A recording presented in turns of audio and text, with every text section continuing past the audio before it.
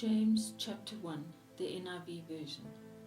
James, a servant of God and of the Lord Jesus Christ, to the 12 tribes scattered among the nations, greetings. Trials and temptations. Consider it pure joy, my brothers and sisters, whenever you face trials of many kinds, because you know that the testing of your faith produces perseverance. Let perseverance finish its work, so that you may be mature and complete, not lacking anything.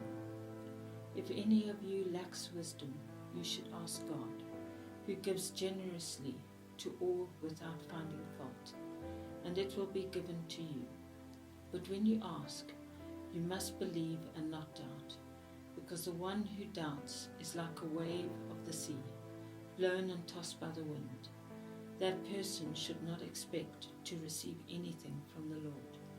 Such a person is double-minded and unstable in all they do. Believers in humble circumstances ought to take pride in their high position, but the rich should take pride in their humiliation, since they will pass away like a wild flower. For the sun rises with scorching heat and withers the plant. Its blossom falls and its beauty is destroyed. In the same way, the rich will fade away even while they go about their business. Blessed is the one who perseveres under trial, because having stood the test, that person will receive the crown of life that the Lord has promised to those who love him. When tempted, no one should say, God is tempting me. For God cannot be tempted by evil, nor does he tempt anyone. But each person is tempted when they are dragged away by their own evil desire and enticed. Then after desire has conceived, it gives birth to sin, and sin, when it is full grown, gives birth to death. Don't be deceived, my dear brothers and sisters. Every good and perfect gift is from above, coming down from the Father of the heavenly lights, who does not change like shifting shadows. He chose to give us birth through the word of truth, that we might be the kind of first fruits of all he created. Listening and doing. My dear brothers and sisters, take note of this.